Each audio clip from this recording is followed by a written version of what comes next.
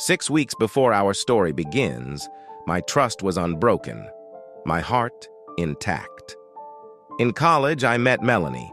Our love was a beacon of hope, a promise of a future bright. Yet the facade cracked at a party, where whispers in the shadows and a glance not meant for me sowed seeds of doubt. "Why, Melanie?" I asked later, confronting her, only to be met with evasion. "It's not what you think," she whispered, a lie so frail against the weight of her betrayal. As the silence stretched between us, I found myself asking, "Then what is it, Melanie? Can love truly masquerade as something so cruel?" This is the tale of how my world unraveled. Enjoy watching it. My name's Kurt Van Hall, and up until a bit ago, I was blind to who my wife really was. Yep, loved her once. Not anymore. I'm about to make her regret fooling me. I should have seen the signs after our July 4th party with friends. That night, she came on to me, something she never does. She was all over me like she hadn't been in 17 years. At first, I thought she was just a bit tipsy but happy. I hoped it would keep up, but it didn't. Come August, she cooled off, and by Labor Day, she was annoyed at me for wanting her too much. I blamed myself for missing the signs, but they were there. At a Halloween party, that's when it clicked. My wife Melanie wanted to dress sexy. She was 5'3", not heavy, with bright red hair. She looked stunning in her outfit. But the moment that opened my eyes, when she walked in after vanishing for a while, looking too calm, it hit me then. The July sex must have been guilt. Her new extra hours at the animal shelter where she worked, the way she seemed distant, the lack of interest in me. So who was it? I couldn't tell, but I decided to dig deeper before confronting her. Melanie and I are from different worlds. She's from the West Coast, me from Iowa. We met in college at Cornell College, not the big Ivy League one, but a small liberal arts school in Iowa. I was raised 30 minutes away in a place filled with Dutch heritage folks. Melanie was from California, much more liberal than my background. She ended up in Iowa because her folks, who met there, wanted her to experience some Midwest values. We first met in the library. She was struggling with math, asking for a Math for Dummies book. I've always been good at math, so when I heard her, I had to help. She looked frustrated when the librarian said the book was checked out. I walked over, introduced myself, and offered to help her with algebra. She looked at me funny, but agreed. I joked about being her knight, which made her laugh. She was Melanie. I was Kurt. We made a deal. If I helped her pass, she'd owe me pizza. But not any pizza. It had to be from Gus Antonius, a well-known place in town. From there, well, things took off. But now? Now I'm here, writing huge checks to charities, including one we both supported, the Wounded Warrior Project. Trying to find some peace and maybe shake things up for Melanie, who'd blindsided me with a side I never knew. In Vernon, Iowa, I made a bet. "If you get a C on your test, what's in it for me?" I asked. "A kiss after dinner," she replied. "And what about Abby?" I was hoping for a real date. "Help me with that and I'll let the girls out," she said, her hands still on her chest. My eyes must have popped because she laughed. "Get me an A and you can have whatever you want," she added. She didn't trust in her learning skills or my teaching. That's some deal, I thought. We needed a quiet place to study. So into my car we went, heading to Denny's. We took a booth. I got us nachos and told the waitress we'd stay for hours, but I'd tip well. Melanie really struggled with math, especially algebra. She couldn't see how letters stood in for numbers. So I began with the basics. 3 + 4 equals? She got that. 7, she answered. "Okay," I said. "Imagine the letters as spaces." "Why?" she wondered. "Because every space can have a different value. We use letters to tell them apart," I explained. 3 + 4 equals? I wrote down. Think of A as the space we talked about. So what's A in this case? 7, she said. "Okay, 3 + B equals 7, I wrote. "What's B?" 4, she replied. "We use different letters for different values. Here's another. 3 times X equals 6, I wrote. "What's B?" She mistakenly said B is 2, mixing up the symbols. We worked through multiplication and division using letters and numbers. Slowly, she began to understand. We stayed until the early morning. By 10, she had her class. I told her to sleep well. Don't cram last minute. She thanked me with a cheek kiss and hinted at hoping for an A with a playful look. I wondered, did she mean what I think? Couldn't wait to hear how she did. I didn't get everything promised, but I got pizza and kisses, and things seemed to hint at more. Eventually, she did get an A, and we became a thing. Summer was nearing, and I needed an internship. I hoped for Southern California to stay close to her, but ended up in San Francisco at NUMI. It was a drive away, so weekends were our time. I met her family. They seemed to like me, happy I'd settled their girl. We cherished our weekends together. Back at college, we both hit the books hard. We discussed futures. I dreamed of a big family, but she was into zero population growth. We settled on hoping for just 2 kids. Dream houses were up for debate, too. I wanted something humble. She dreamed bigger. Guess I'd need a good job. We wanted different things from life. She had causes she cared about that didn't quite align with my views, but we agreed to disagree. By senior year, I landed a job in Michigan thanks to my NUMI internship. A big move awaited. On the drive back from my final interview, I planned it all. Proposed to Melanie, help her find a job nearby, and start our life in the suburbs of Detroit. I pictured our future life vividly. Married, a home, kids, and all the joys and chaos of a family. After the kids went off to college, we planned to start seeing the world. On my way back home, I made a stop in Chicago. I had my $5,000 bonus with me, ready to buy a ring. I walked into a small jewelry store and picked out a ring set for $4,000. Feeling over the moon, I rushed back to Mount Vernon and called Melanie. I wanted us to go out for dinner. During dessert, I asked her to marry me. She cried yes. Then I shared my job news. She was happy but worried about Michigan's cold. I reassured her it wouldn't be that different from Iowa. We quickly prepared for the wedding and married in California on May 23rd. Our honeymoon was at Niagara Falls. By June 1st, we were setting up our first apartment since I began my job, and Melanie got work through a temp agency, hoping to find something bigger eventually. Life had its own plans, though. Just 8 months in, we were ecstatic to learn a baby was on the way. We bought a cozy Cape Cod-style house. Not big, but perfect for starting our family. Then came Kaylee Jane, or KJ as I called her. With her strawberry blonde hair and blue eyes, she was our perfect little mix. Her grip stole my heart instantly. Things changed after KJ was born, especially our intimacy. Melanie seemed to have lost interest, and discussions about it grew heated. Hoping for a boy next, I tried everything. Our doctor suggested it might be postpartum depression, while a therapist thought it was PTSD from a tough childbirth. Despite therapy, progress was slow. Eventually, I focused my love and attention on Kaylee, and Melanie stayed home, volunteering instead of returning to work. 17 years later, though our home and jobs were great, I sensed something off. At a party, I needed to escape. Using a migraine as an excuse, I managed to get us home early. Alone in our room, I strategized on uncovering the truth. Melanie's phone conversation from downstairs reached my ears.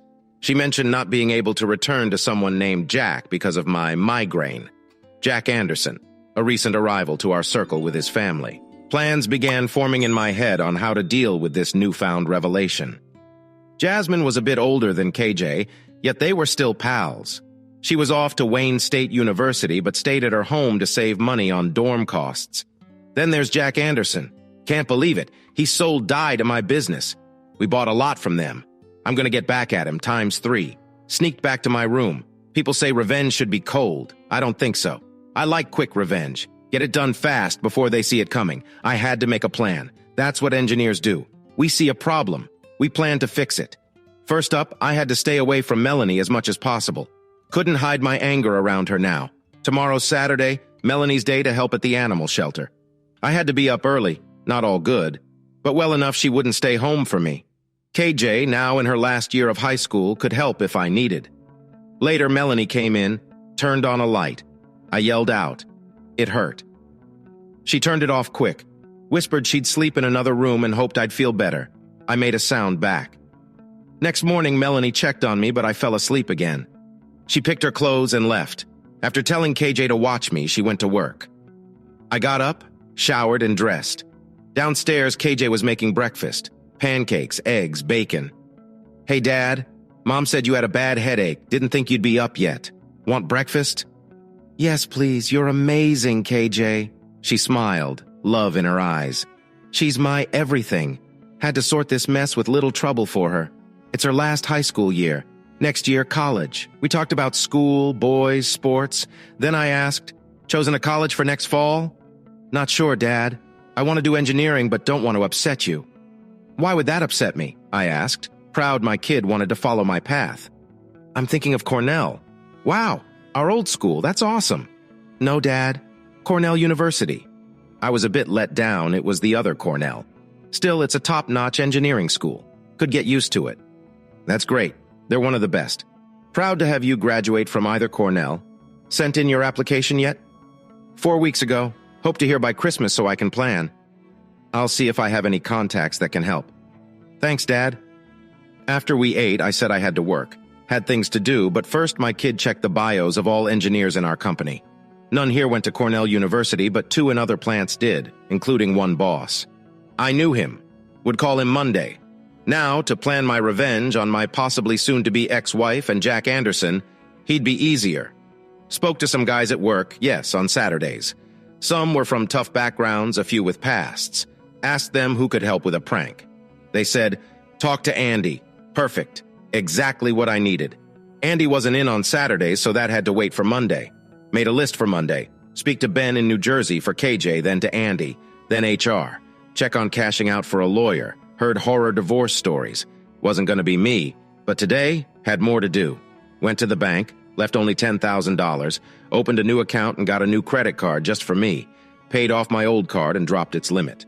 Then called a private investigator. Needed to know Jack's schedule. Set up a Monday meet. Went to Radio Shack, bought cameras and recorders. Called Melanie around noon, acting normal. Sorry about last night, all good now, I forced out. She was busy at work, said she'd be late. I had hours to get my stuff done, so back home I went. Wiring the house took me 3 hours. Lucky for me, I hung out with friends all day. Teens don't stick around home much. The system worked great. I set it up to record on a new laptop hidden in the basement. No one ever visits there, not even for laundry. Melanie insisted on moving it to the second floor, costing a lot. All to make her happy. Now, I needed to rake the leaves, hoping to be halfway done by the time she got home. Around 5, she popped out to say she was home and ask how I was. Fine, just raking leaves. Should finish by 7, I said. She offered to help after changing. Soon she joined me with her rake and we cleared the yard together. I kept quiet, not wanting her to guess anything was up. By 6:30 we were done and she started on dinner. After a quick shower, I threw on a Cornell College sweatshirt, curious about her reaction. Downstairs, she was setting the table. Dinner will be ready soon, she noted. Perfect timing. I went out to drag the leaf bags to the curb for Monday's pickup. 15 bags down and still more leaves. Back inside, I washed up and sat down for dinner. A simple meal, yet every little thing seemed to trigger me. I smiled and ate quietly. She talked about her busy day at the shelter. I half listened, reacting minimally. After eating, we watched TV for a bit until I excused myself to bed early, hoping to shake off a lingering migraine. I was beat. Next morning, I was off to church. Melanie passed this time. It had been rare since July. At church, the sermon on forgiveness had me wrestling with my feelings toward Melanie. Post-service, a friend inquired about my Halloween. I shrugged it off. KJ had mentioned a migraine too, but I had other things on my mind. At home, Melanie had lunch waiting. Her cooking had improved vastly since we married. I remembered the early days of questionable sandwiches. Post-lunch, she realized she forgot to cook some hamburger, but it led to a light moment between us. I then mentioned I'd check my deer blind in the woods, surprising her since I hadn't hunted in years. In Michigan, the hunting season opener is a big deal. It gave me a day away planned. That evening went by without much happening, which was fine by me. Next day at work, I hit the ground running. Messaged Ben in New Jersey first, arranged a meeting with HR, and caught up with Andy for a private chat.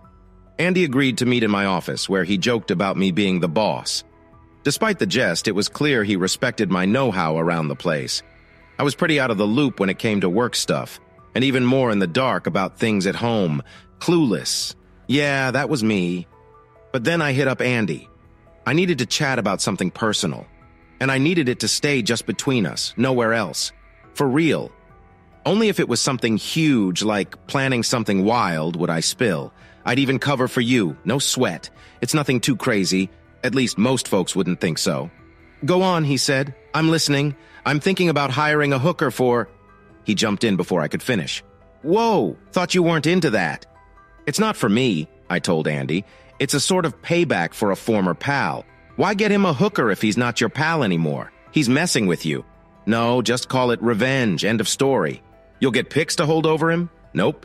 Pics might happen, but not for blackmail. I need a specific kind of hooker.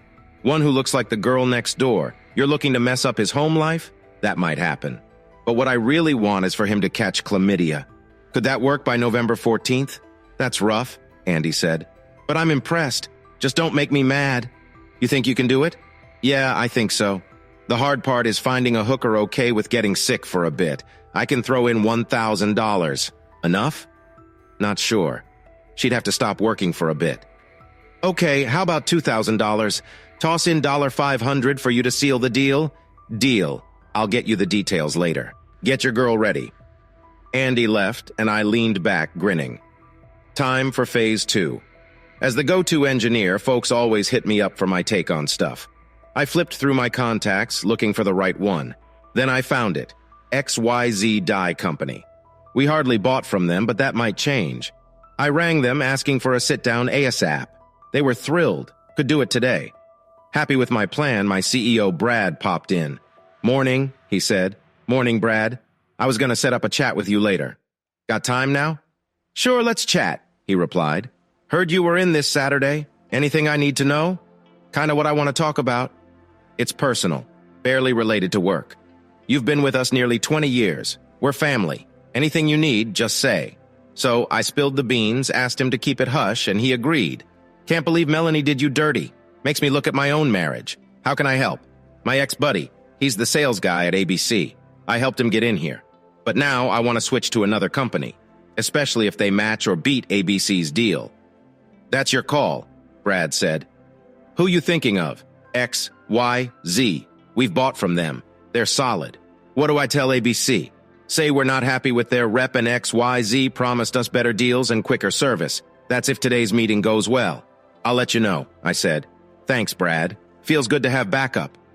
Brad left. I was smiling. Plans shaping up. Next step? A divorce lawyer meeting on Tuesday. Then I checked my emails. An HR message said I could drop by. Went straight to it. At HR, Sherry asked what was up. Told her I needed to cash out my 401k. She warned me of the big tax hit unless I moved it to another retirement account. I knew, but my hands were tied. What do I need to do? She helped me fill out forms, still trying to change my mind. Before leaving, I asked about vacation days. 6 weeks total, she said. Perfect for my plans. I should get the cash in my new account in 10 days. The XYZ meeting went well. Brad, Mr. Smith, and the tech guys were there asking solid questions. The XYZ rep handled it all, leaving us sure we were making the right move. After the talk, I asked Brad to wait until next Monday to speak to ABC. He agreed, giving X, Y, and Z time to prepare. Post-work, I met up with a private investigator. I needed him to tail Jack and learn everything about his day-to-day life. Come Tuesday, I had a chat with my lawyer, learning a divorce might drag on for months since we're in a no-fault state, meaning proof of cheating wasn't needed. Worse off, a divorce would hit my wallet hard.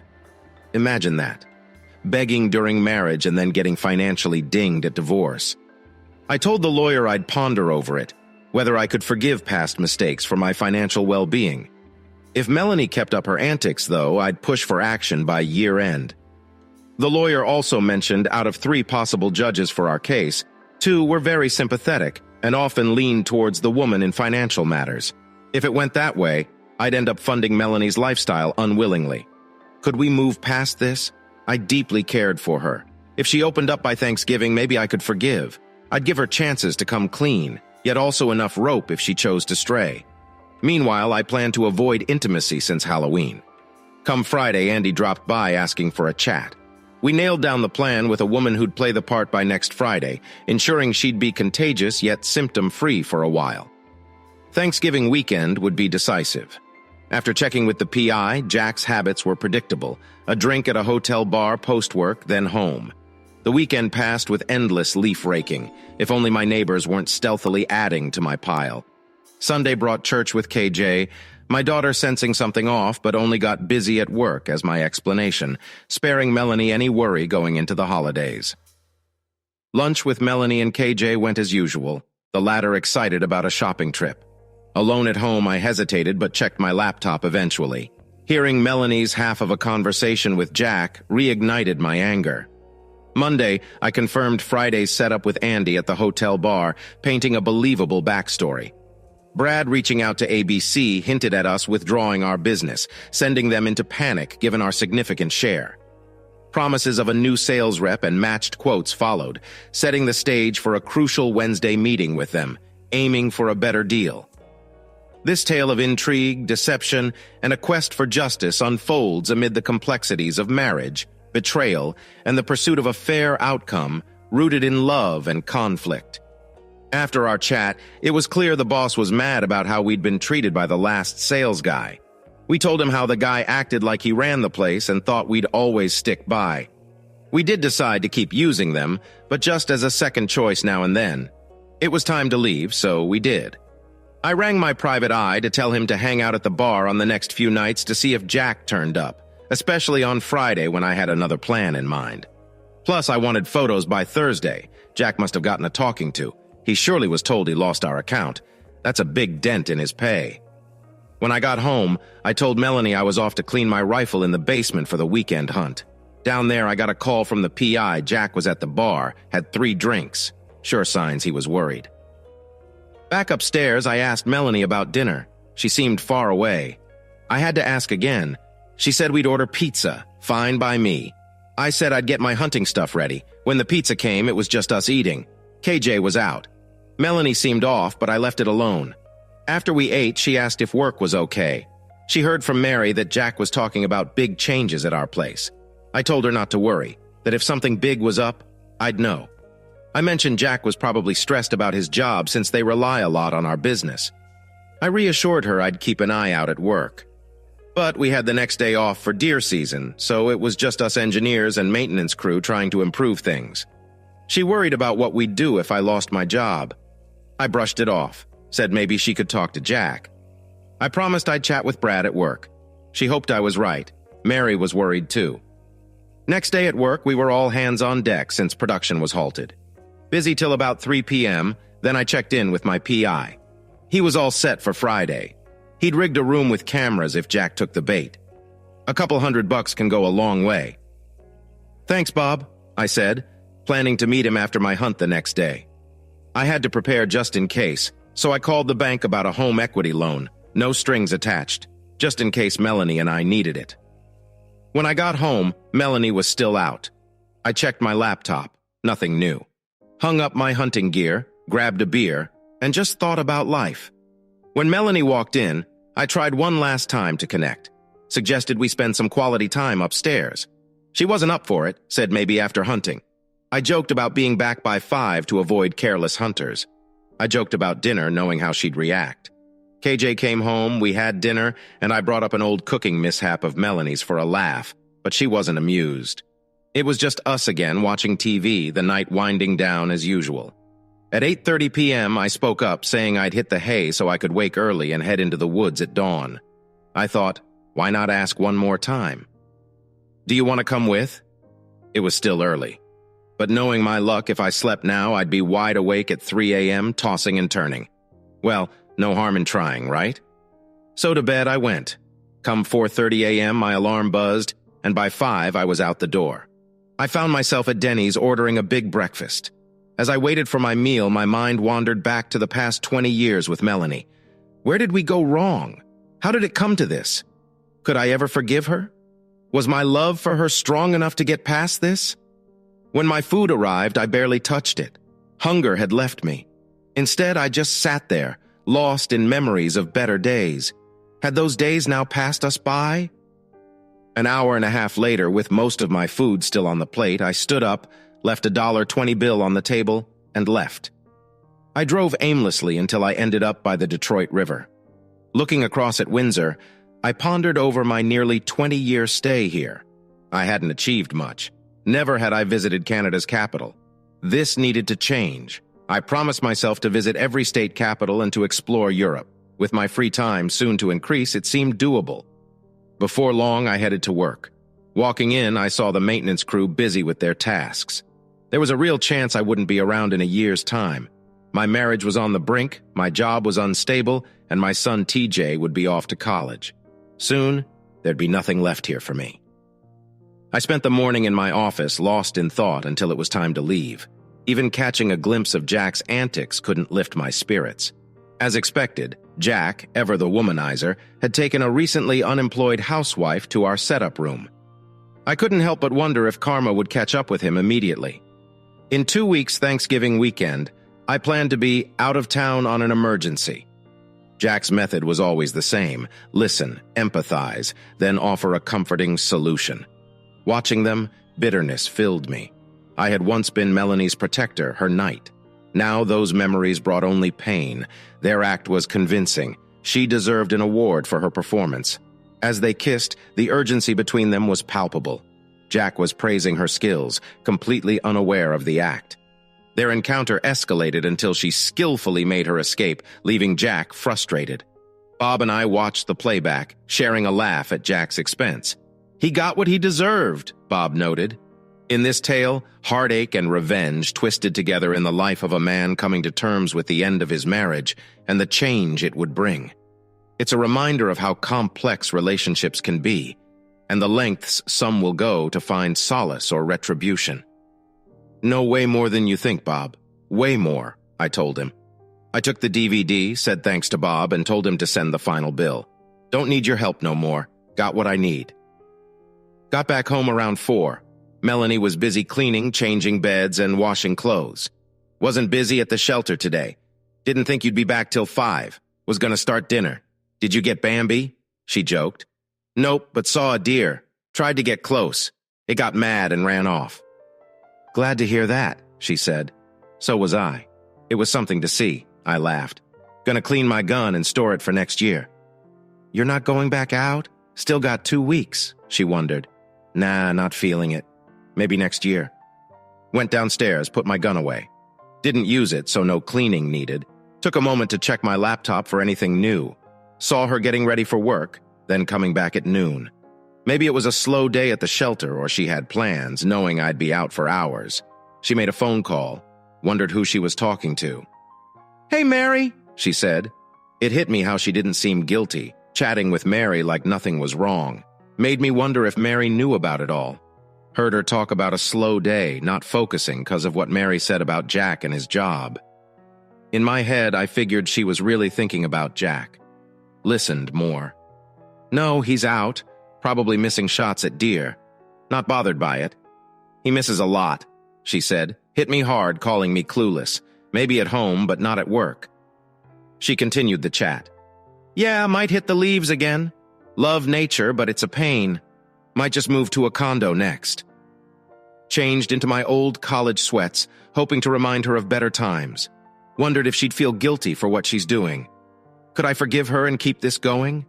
Wasn't sure. Kept thinking, why her with Jack? Been months since we were close. Went outside, needed to think. If she talked before Thanksgiving, maybe I'd forgive her. But lots to fix, especially trust and our close moments. After bagging leaves, went in. Melanie asked if I wanted anything from the store. "Just a loyal wife," I muttered, but just said no thanks out loud. Checked the laptop again when she left. Heard her talking to Jack. "Hey, lover. Just thinking of you," she said. Chat went on till she thought I was back. This chat confirmed it. Was my marriage done? Nearly 20 years, and what do we have? Thought of our daughter, the best part of us. Next morning at work, asked about the new guy from ABC. The ladies liked him. Said the last one was a creep. Told them to always speak up if something's wrong. Called the bank. Surprised by how much my house was worth. Bought it when prices were low, still had good equity despite the market. Talked to Brad again. Shared what the office ladies said about Mr. Anderson making them uncomfortable. Brad said it wouldn't happen again. I agreed, glad to move past it. He told me Mr. Anderson was being let go today. When he said that, I told him we might need him again soon. I smiled at that thought. I didn't want to upset Mary, but even if she didn't know it, her husband was already hurting her. "Hey, Brad, can we talk about what's next for me at work? You're not leaving, are you?" He looked shocked. "I'm thinking about moving to the London, Ontario plant, or maybe the New Jersey one, but I'd rather go to Ontario. Once my divorce is done, I'd love to come back here if that's okay with you. I think we can make it work, but I want you back," he said. I chose London because I wasn't sure about having to pay alimony, and being in another country might make that harder. Also, Brad, I'd like to be let go on December 15th. I have 4 weeks of holiday and 10 personal days I want to use then. If I go to court, it should look like I'm not working. I don't want to do anything wrong, so if I need to be fired and then rehired in London, that's fine. I'll lose my place in line, but it's worth it. It'll mean Melanie needs to find a job. After 18 years, I'm not sure if her degree is worth much. A lot has changed in HR. This would be payback. Number 3, after the sickness and the divorce. Now, who's clueless? When I got back to my desk, I called Ben in New Jersey to ask about Cornell University. He said it was all set up and she'd get her letter in a couple of weeks. Great, one more thing to tick off my list. I called Cornell's office and got through to the Dean of Admissions. I told him I wanted to pay my daughter's tuition and other costs up front. He was pleased and said, "Sure, once she's in, we'll give you the total."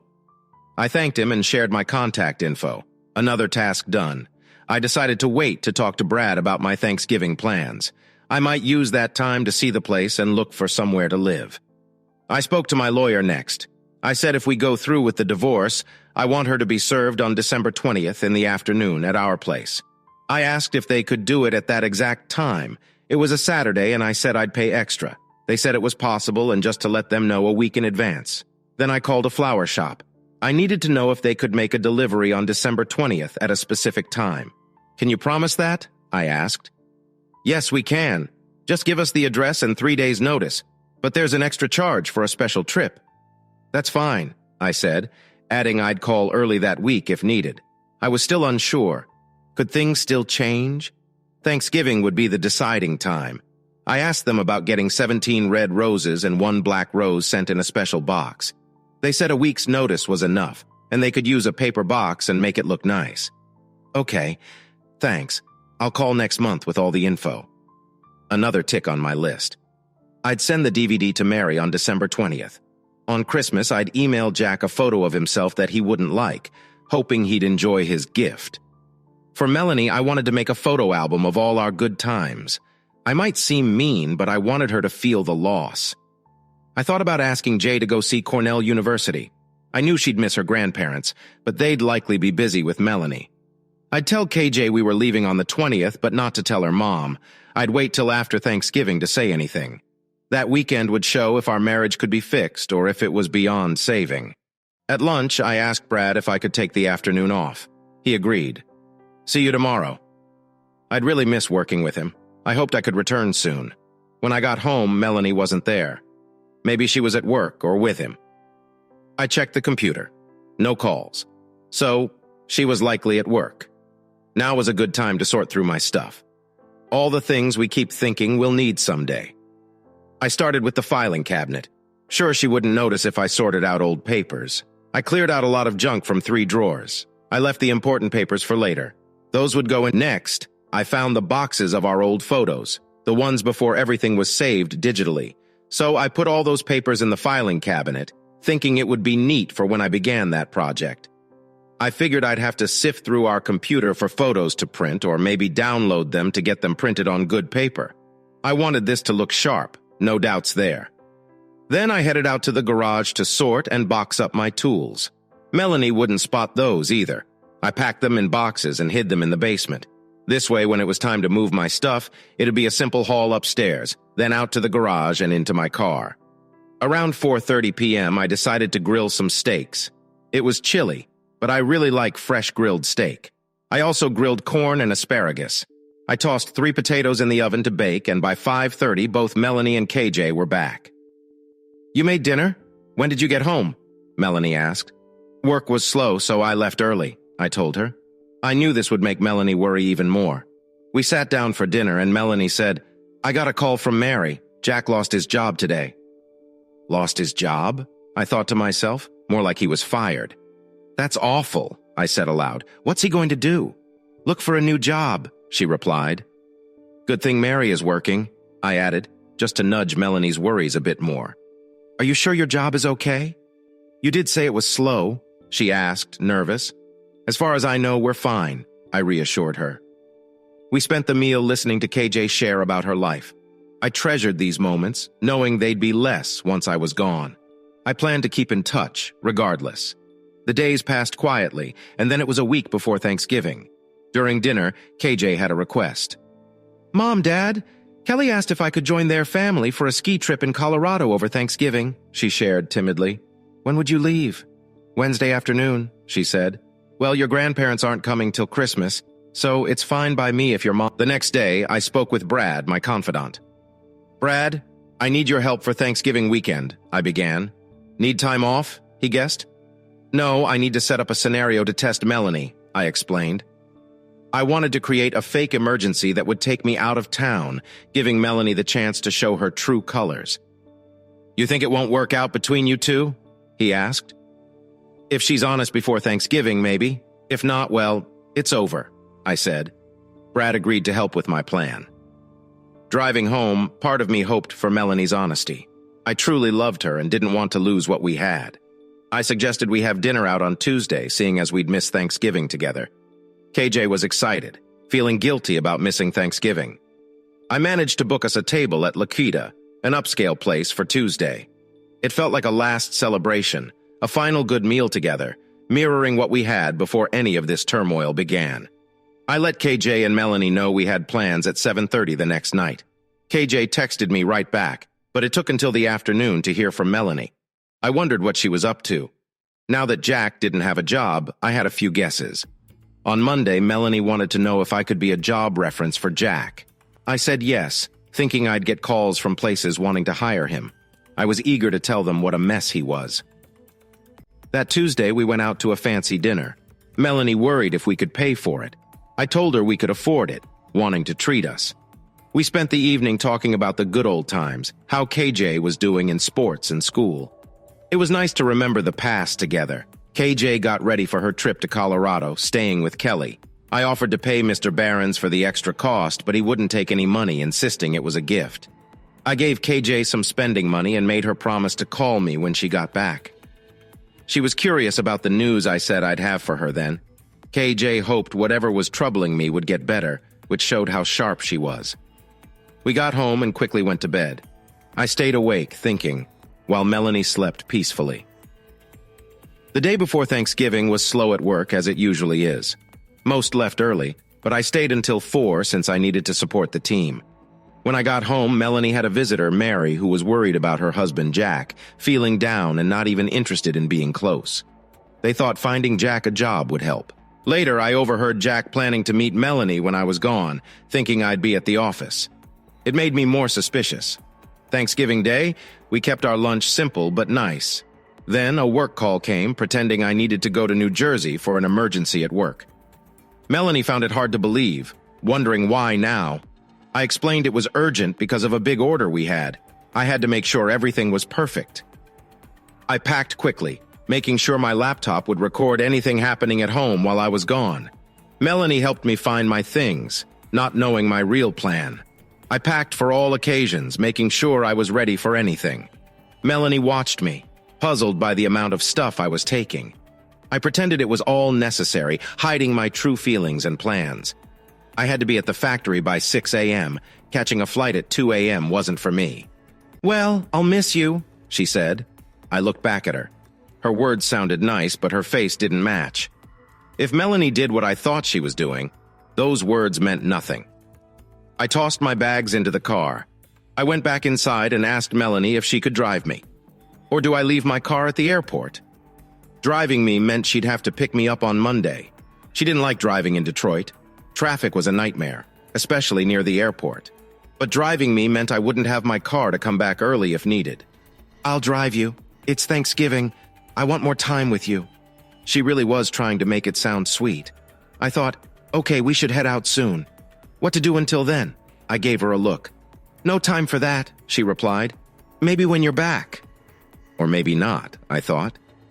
We'll relax then, I said, grabbing a beer. I sat down. She did too, but chose a chair across from me. Sorry I have to go, but it's important, I said. I get it, she replied. I'll be alone all weekend. I told her to call Mary, catch a movie, get dinner. She needed a distraction. I asked if she was helping at the shelter again. They were trying to get pets adopted out by year's end. That's Saturday sorted. What about Black Friday shopping? She wasn't interested. Just curl up with a good book then, I suggested. She'll find something to do. I was sure. The drive to the airport was just small talk. Just drop me here, I said at the airport. She stopped, I got my stuff, and didn't even get a hug goodbye. A quick kiss and she was off. We didn't say I love you. Inside the airport, I waited, hoping maybe she'd return. She didn't. I rented a car. Too expensive, but necessary. I found the rental car, loaded up, and headed to a hotel near home. I wanted to watch the house, see who came and went without being too obvious. The car I got blended in. By 9 p.m., I drove by. No one had come. The TV was on inside. Maybe Jack was staying home this Thanksgiving. I went back, called Melanie at 10 p.m., saying I got in and was going to bed early for the early start. Miss you, she said. Miss you too, I said back. But I missed the person she used to be. The next day I slept in, something I hadn't done in weeks. Put on casual clothes and drove by our house. Jack's car was there. Could it be Mary's, though? I needed to check her bank for her car. If it was there, then I knew. And it was. Tomorrow I planned to sneak in while Melanie was out. I spent the day seeing how Detroit was slowly improving despite its issues. I didn't call Melanie that evening. If she wanted to talk, she'd call. She didn't.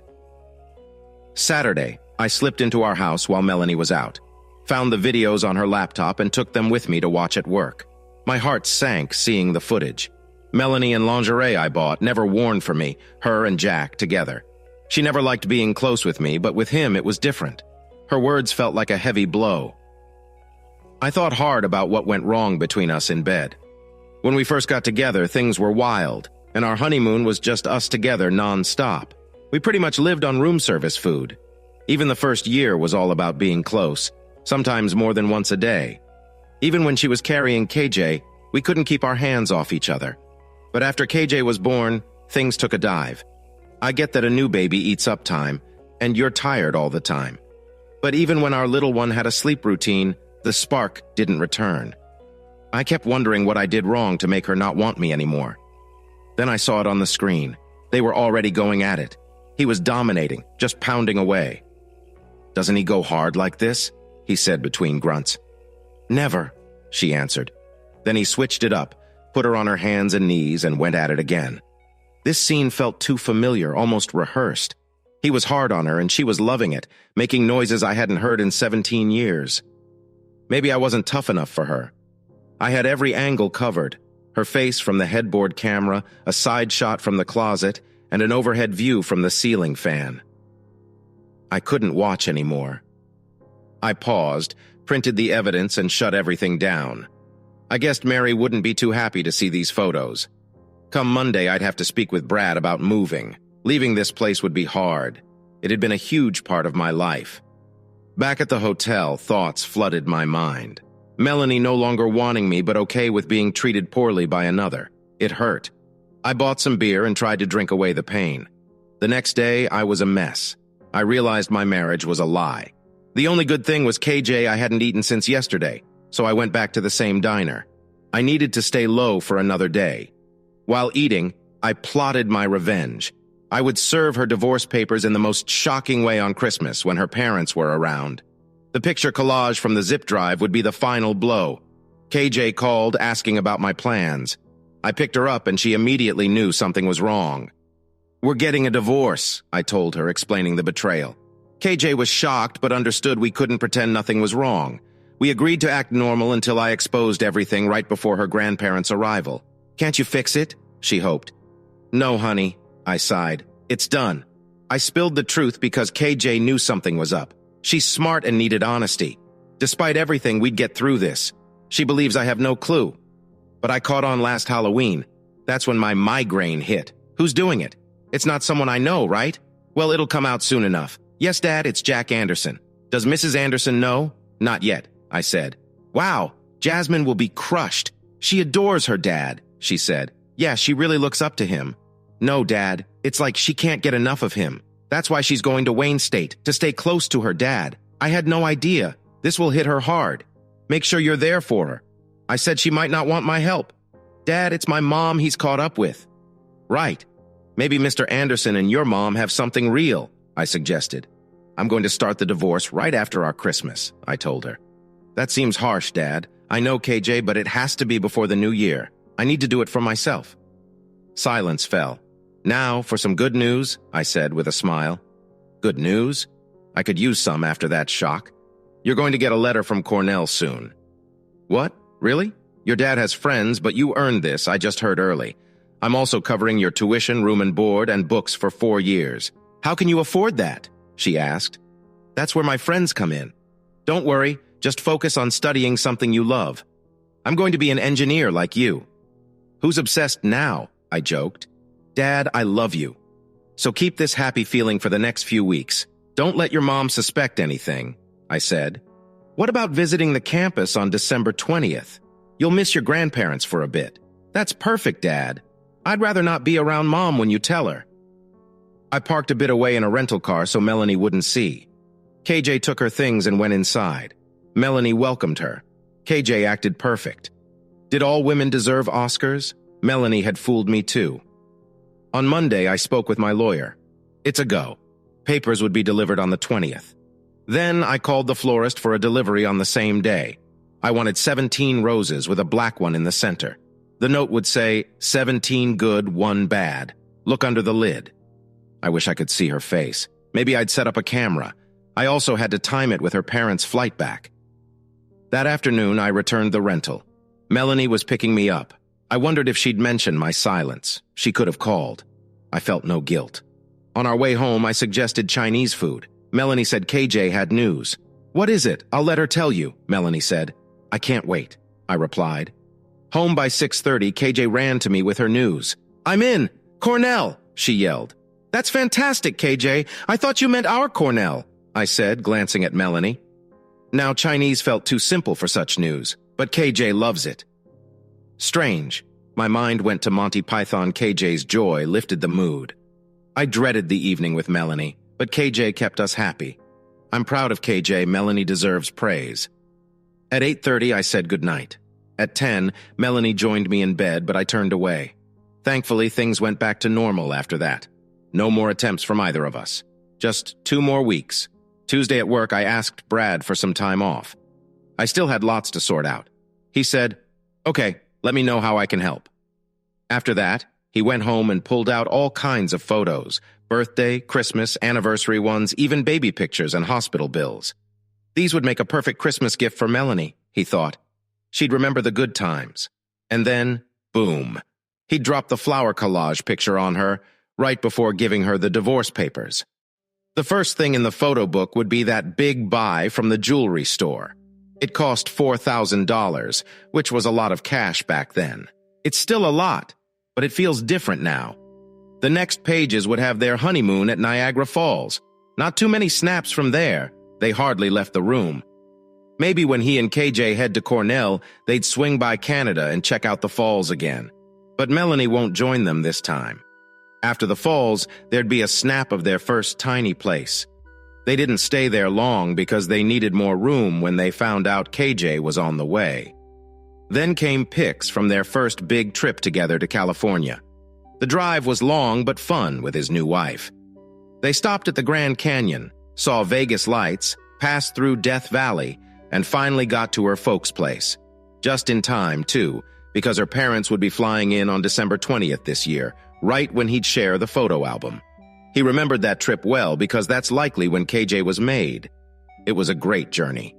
He missed those days, being happy with a wild and true wife.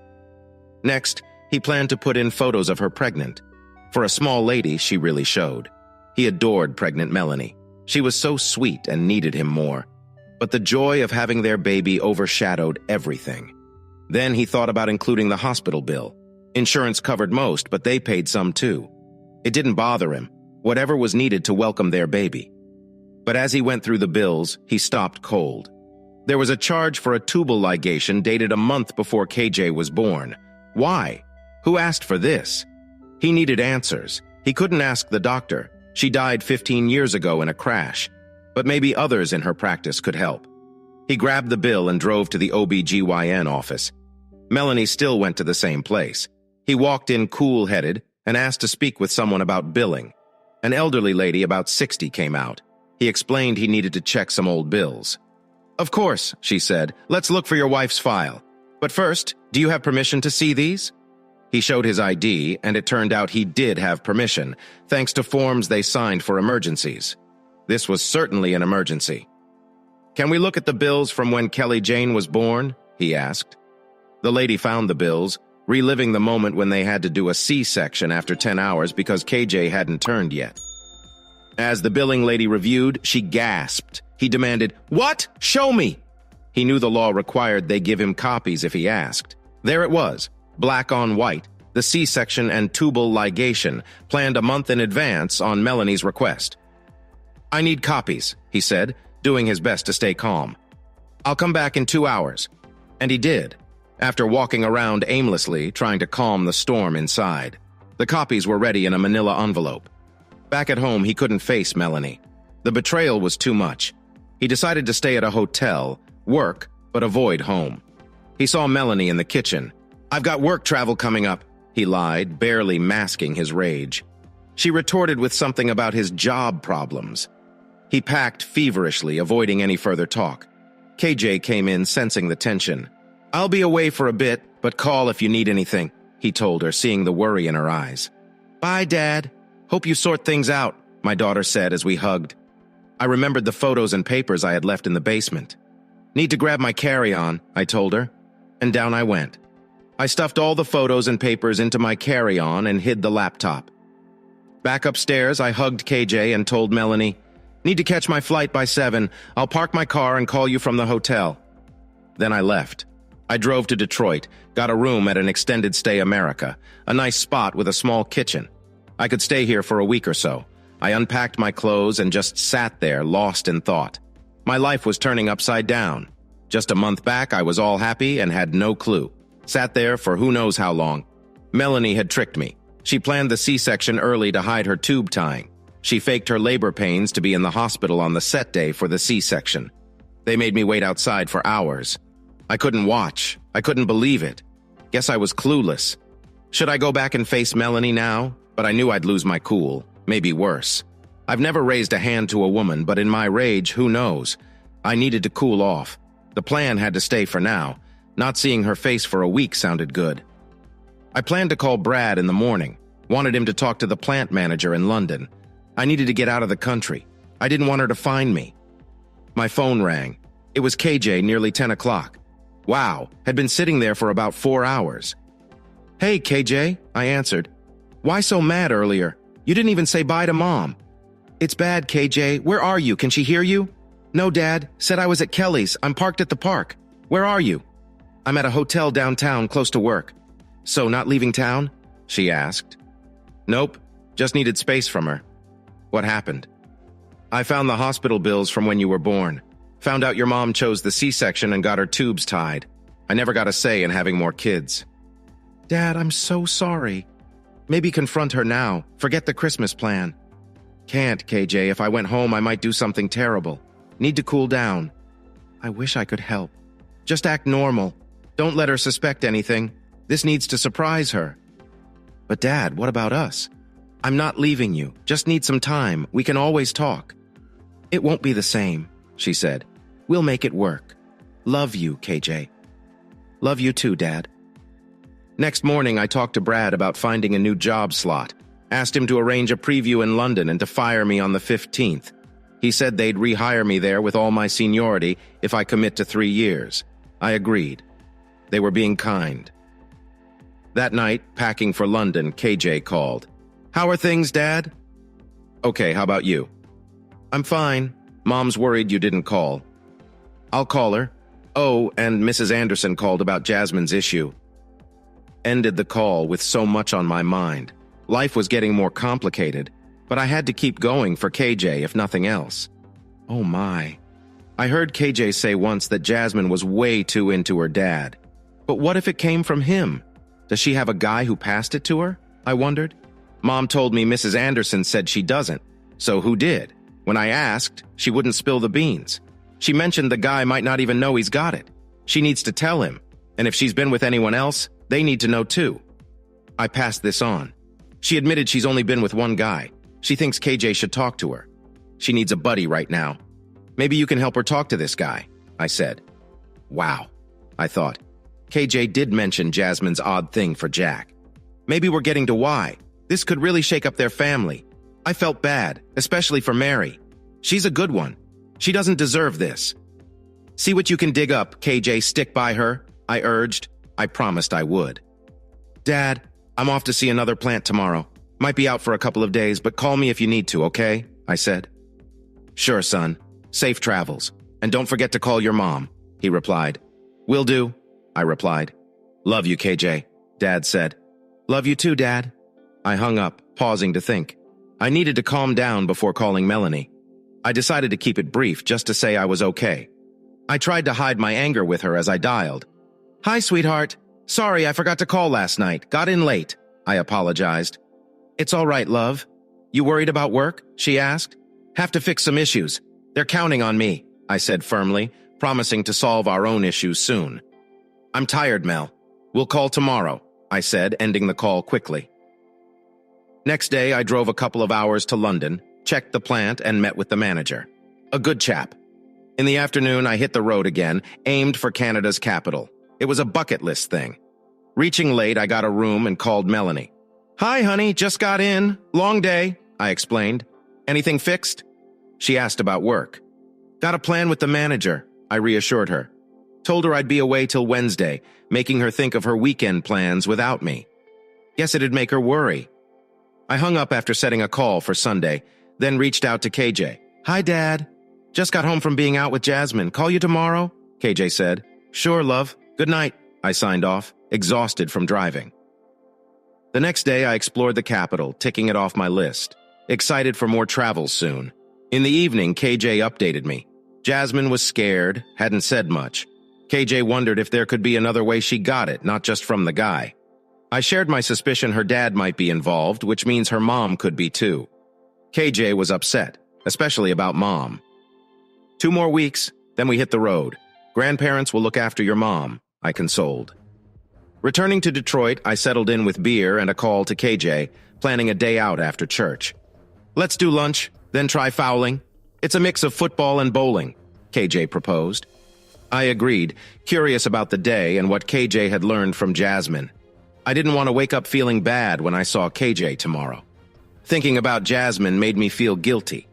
My plan for revenge was meant for Jack, Melanie, maybe Mary, but not Jasmine. Things got messy. Sunday, I hung out with KJ. She said Jasmine told her about having a bad health issue. I said Jack probably had it too. That made sense to her. How'd you know that, Dad? I know someone Jack was with who had it. It added up for her. Jasmine was in love with him but knew they'd never marry. Yet she loved him still. We decided to drop the sad talk and just have fun. Sounds good, Dad. We did have a good time. Learned a new game, too. Had dinner and then split. She to her place, me to my hotel. I called Melanie and hit the bed. Next few days were all about closing out work stuff. Gave my projects away. My coworkers were puzzled, but I'd explain soon. Home on Wednesday night, I was ready to face Melanie's lies for a short while longer. She seemed happy to see me. Asked about the work trips. I kept it vague. Let her wonder. Bed was early that night. She didn't ask why. Guess we were back to usual. Thursday was more wrap-up at work. Coworkers sensed something off, suggested drinks, said tomorrow was better. That night I tackled the bills, old style with checks. Not a fan of paying online. Then, the trap for Melanie. How about we send $1,000 to our charities? Her predictable reply came. Settled on $100. What she didn't know was I wrote them each a check for $100,000. Planned Parenthood, ASPCA, and Wounded Warrior Project. That'd shock her later. Just like Jack's news did. Told Melanie I'd be late tomorrow. Drinks with the guys. She planned something with Mary. Asked about her parents' visit. They were flying in next Saturday. Decided to do our Christmas before that. I agreed. I'd finished shopping by then, Friday, last drinks with colleagues. Saturday, I decked out our house in Christmas style, thinking of the holiday with KJ, my best gift. Wished Melanie hadn't ruined more possibilities of happiness like KJ decorated with tears. Not a pro decorator, but I did my share. By 4 p.m., I was done. Goodbye to this annual chore. Melanie would be home soon.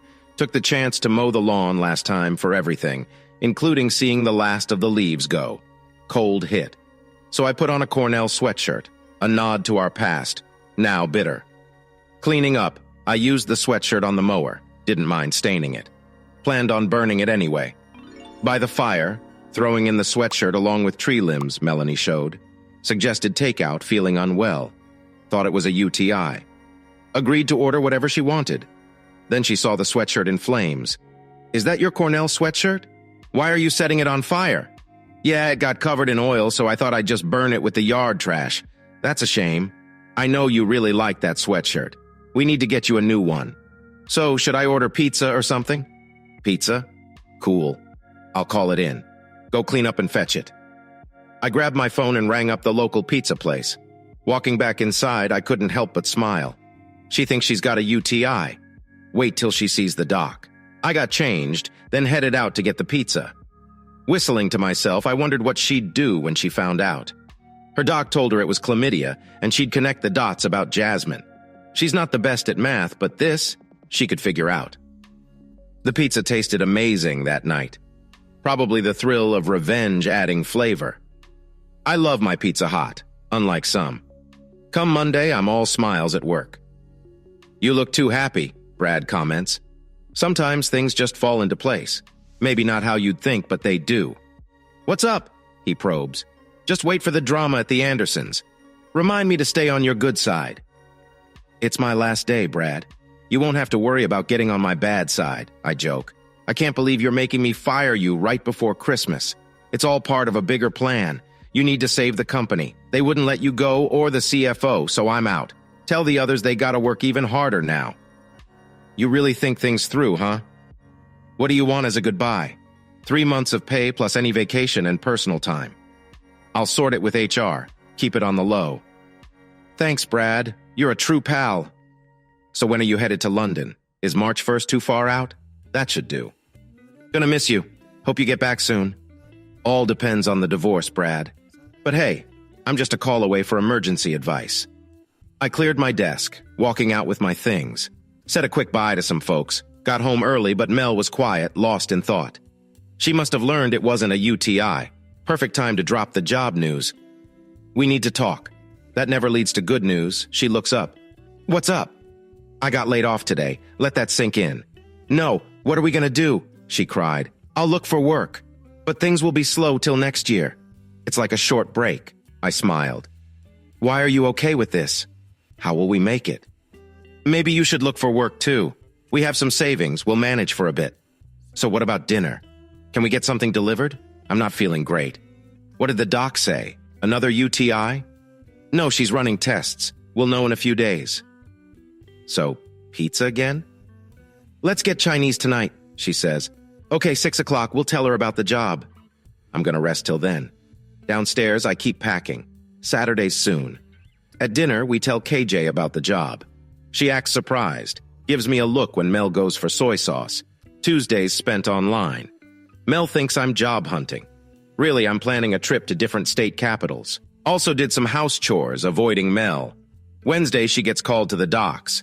I call her saying I'm running errands, won't be home till dinner. When I'm back, she's in bed, said she got some bug and meds from the doctor. Downstairs, I eavesdrop on her phone rant to Jack. She lashes out about the STD, blaming him. Says it wasn't Kurt or anyone else since August. Then she warns Jack about the mess he's in, especially with Mary and maybe Jasmine. And there, amidst drama and secrets, life rolls on with its mix of hot pizzas, whispered phone calls, and cold truths waiting to unfold. Why would anyone want to marry someone who cheats? Jack, you're my only one. I've learned my lesson now. Never again. Kurt better not find out or he'll get real mad. At you. At me. This is goodbye. She figured it out too late. It's all done now. Only tears left. She'll be the one crying this time. Just 3 days to go. They say to enjoy the little wins. I kept telling myself that. But this was a big win. I hoped it would teach her a lesson to remember. I made a new email on Yahoo. I planned to scare Mary a bit. I wouldn't send her the video, but I would send an email saying, "Jack has it too." Let her work it out. Then I went upstairs to sort through our stuff. I decided to keep only a few things. She could have the rest. I'd take things from our trips to the Grand Canyon and Vegas. Beyond that, I only wanted to hold on to KJ, the good part of my life. The rest felt false. I cooked some steaks for me and KJ to eat together. Melanie didn't join us.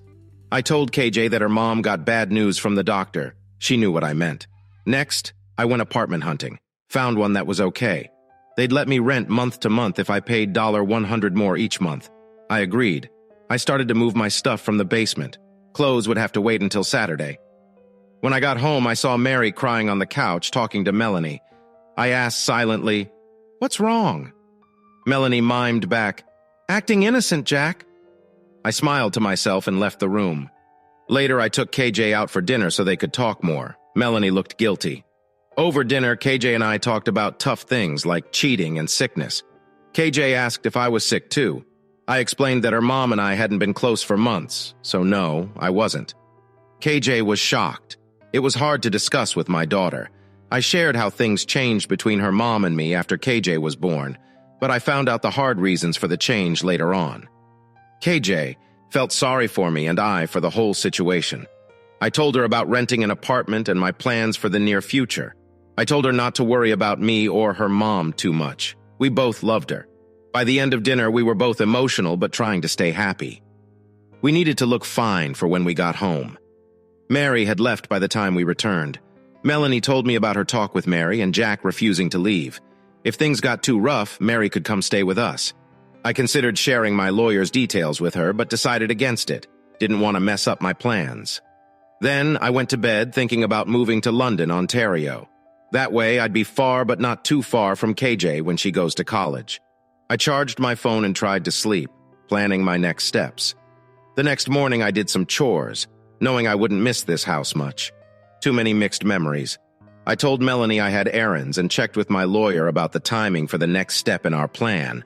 I wanted everything precise. Then I stopped by a florist, holding a picture of Melanie and Jack, and asked to see a certain delivery. When shown, it was exactly what I wanted. I got 17 red roses and put them in a ring. In the middle, I placed one black rose. Then I stuck this setup on the lid using double-sided tape. I hid it under light tissue paper, making sure a bit was peeking out for her to find. The card was clear. 17 good, 1 bad, peek under. I made sure they'd drop it off right at 3:55 the next day. I paid extra for this to happen. Telling the lady I couldn't tip the driver, I gave her $1.20 for him. Home felt good that night, and I slept deep.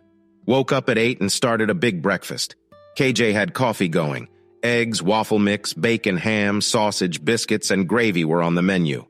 My dad used to say, "Eat up. You don't know when you'll eat again." Melanie seemed to feel that one deep. After breakfast, we chilled. I planned to grill steaks at 2. With family time being key, especially around Christmas this year. We shared old Christmas stories, and it was a mix of sweet and sad feels. At 1:15, I got potatoes and a sweet casserole baking. By 2:45, steaks were sizzling on the grill. KJ joined to toss salads together while I minded the grill. Lunch was great, and we just enjoyed being together. Around 3, we started on gifts, the big ones last. My gifts were the basics, but KJ got extras from her mom and me. Then, KJ got a slightly used laptop from me, ready for college. Melanie gave me a box next with a new briefcase inside. My old one was ancient. I thanked her, knowing I'd use it well. Then it was Melanie's turn. She found a photo album from me, starting with a pic of the algebra book that kicked off our story.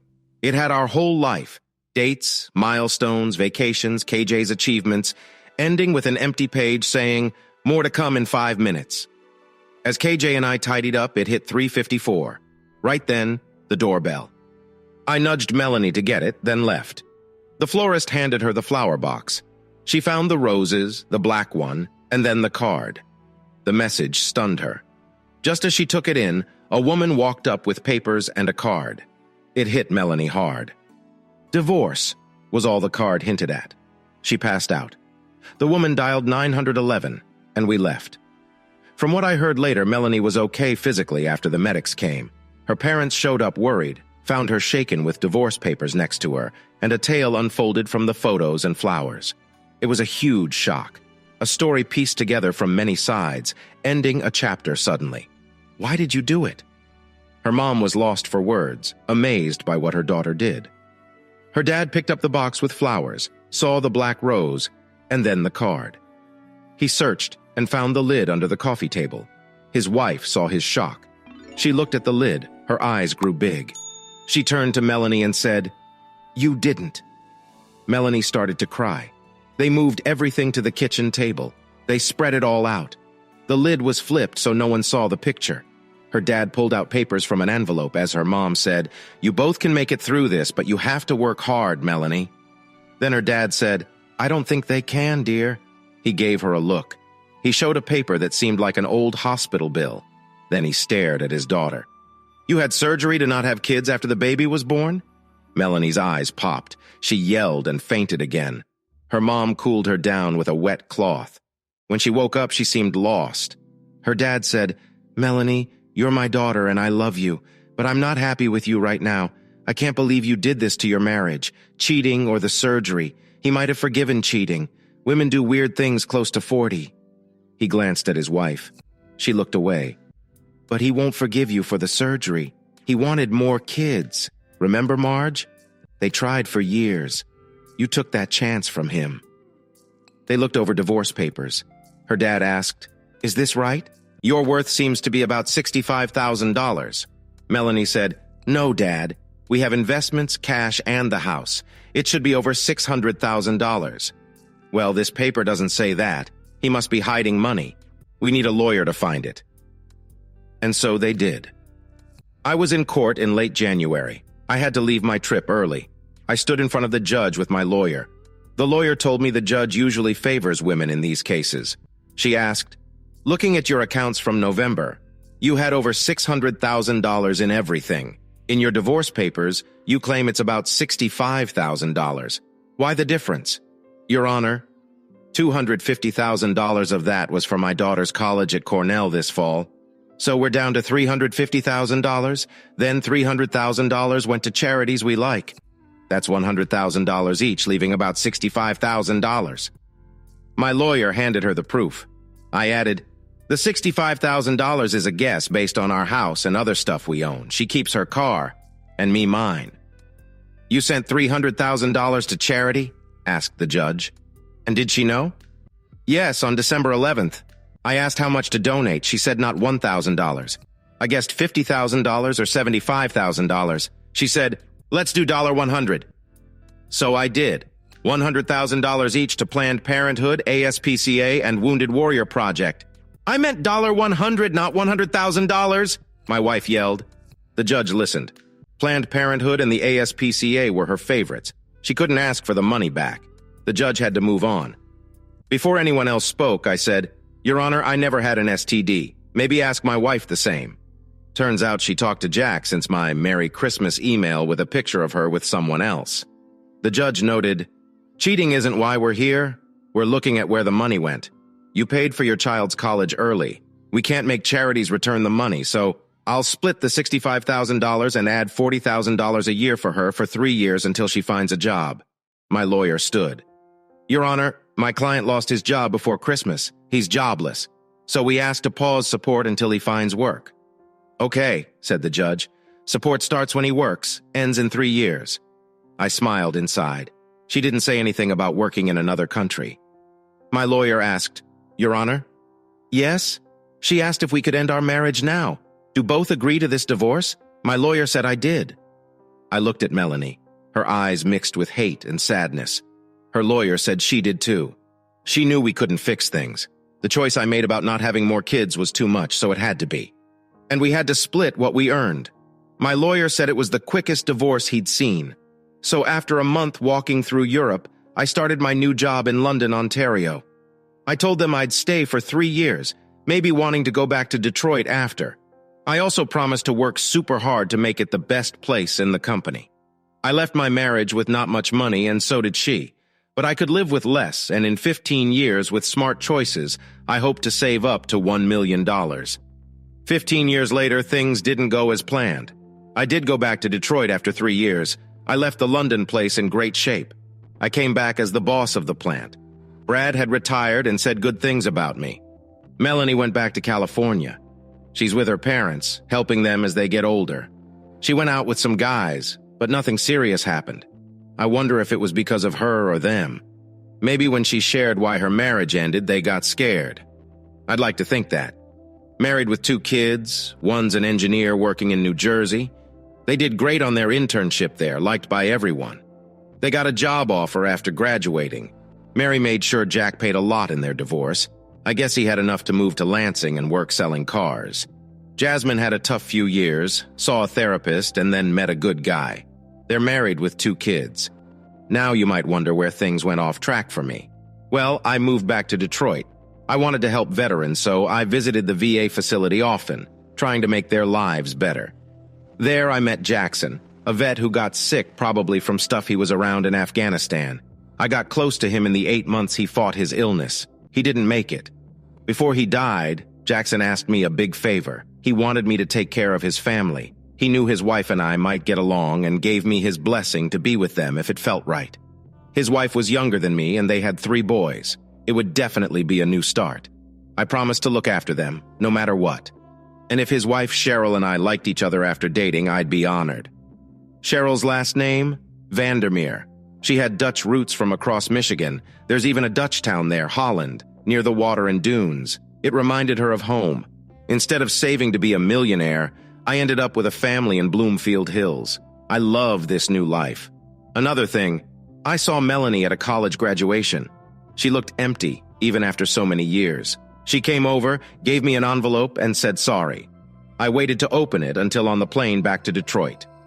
Inside was Melanie's letter. She apologized for our messy divorce and explained her feelings and mistakes. She reflected on her choices and acknowledged her part in our problems. It was a big step for her. She wished me well and expressed regret. Reading it, I felt a mix of emotions. Tears, a bit of a smile, and more tears. Dear readers, I'd love to hear your thoughts in the comments below, and don't forget to like, share, and subscribe Queen Cheating Tales channel.